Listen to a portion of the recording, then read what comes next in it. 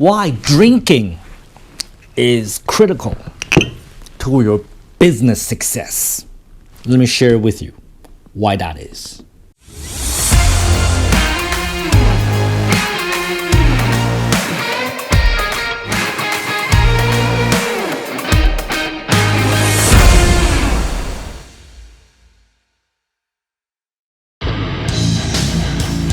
Hey Tom, it's the one and only Floyd Money Mayweather. First I want to say congratulations on your YouTube channel. Everybody needs to follow your YouTube channel. So what everyone needs to do is subscribe to Tom Payne. Great guy, great person. Tom, keep up the great work.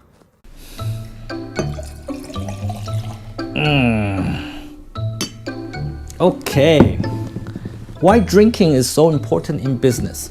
I think in Vietnam that is especially true. So you gotta drink to success. I don't do that much nowadays. I don't drink to success because I don't do that anymore. I don't need to. But I think if you're starting out, if you are getting into business, there's no avoidance of drinking. Especially here in Vietnam, they want to feel some kind of connection with you, and the way to do it is by drinking. Why is that? Okay, let me explain this in many different ways, okay?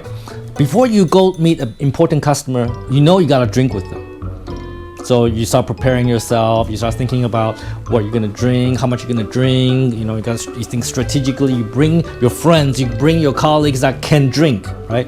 Because you want to impress your client and you want to drink. Why is that? Why is that people want to drink? People that want to do business together, why do they drink? So let me explain. So when you start drinking, all right?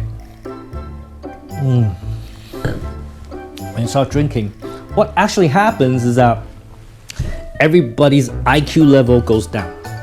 Everybody's IQ level goes down. First, you're thinking about business. You're thinking about how you're gonna cooperate together, how much product you're gonna sell. But after a few drinks, you're not thinking about that anymore because your IQ level just went down. You're thinking, oh, Director Fook, how you doing? Oh yeah, you're so cool. I like you so much. Because your IQ level just went down. Before you're a professional business person, and now you're like a tiny little girl. Okay, you think like a girl, a tiny little teenage girl from high school, and then you drink some more, and then now you have the IQ of a teenage boy. All right, you're like 17-year-old, motherfucker, and then you're singing. Maybe there's like karaoke going, and you're jumping up and down, and not just you, but everybody in the room. The entire collective IQ just went down another level. And when you're down at that level, when everybody's acting like when they're 17-year-old, 18-year-old, like a tiny little boy or girl, that's how you make that connection. Because as adults, we are all very logical, we're all business. It's very hard to make that connection. But when you're all thinking like 17, 18-year-old girl and boy, making that connection is easy. There are situations where, like in company parties, employees, they're totally drunk. They come up to me, Tom, oh, take me. I shouldn't say that. But,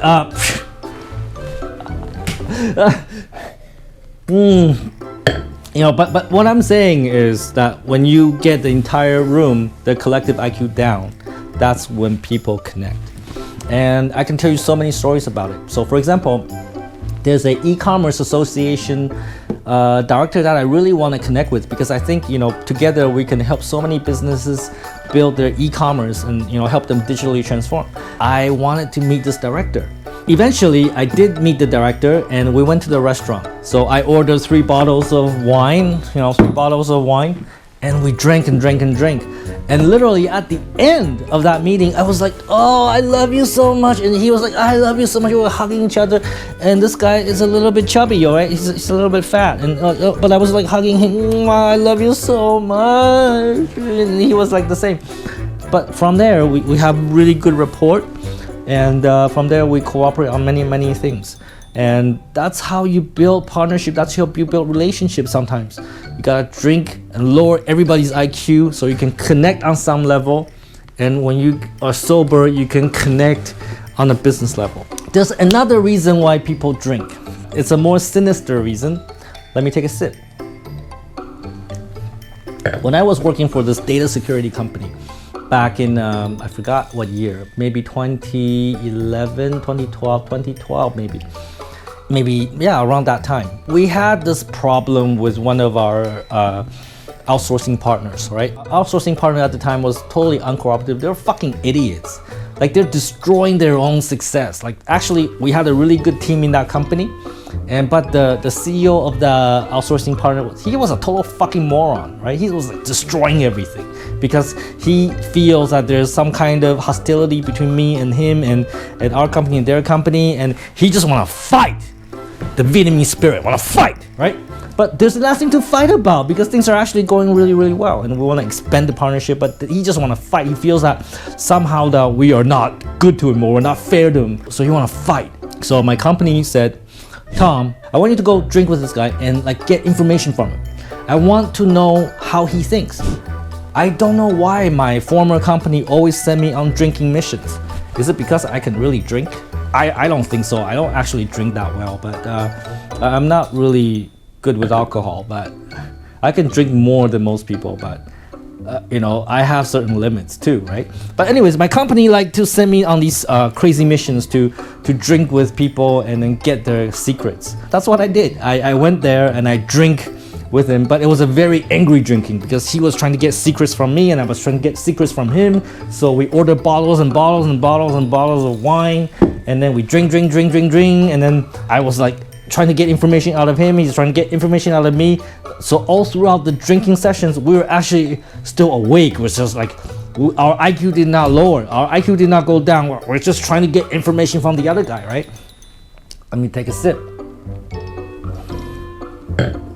And eventually, both sides did not get anything. And at the end of the drinking session, we had to get a taxi cab. And we did.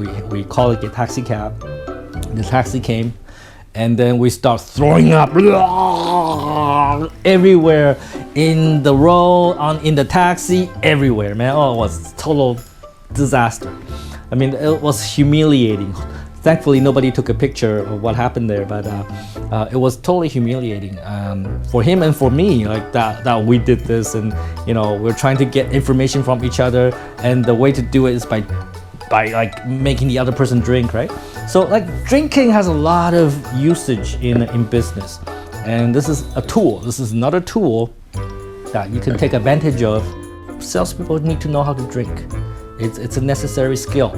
You gotta be able to drink and not get drunk. That's important because once you're drunk, you're like, they have an advantage over you, right? You gotta stay sober and alert, and that's the key to winning this drinking game. So take some fucking action, learn how to drink, and that's gonna help you in business. Don't be a fucktard.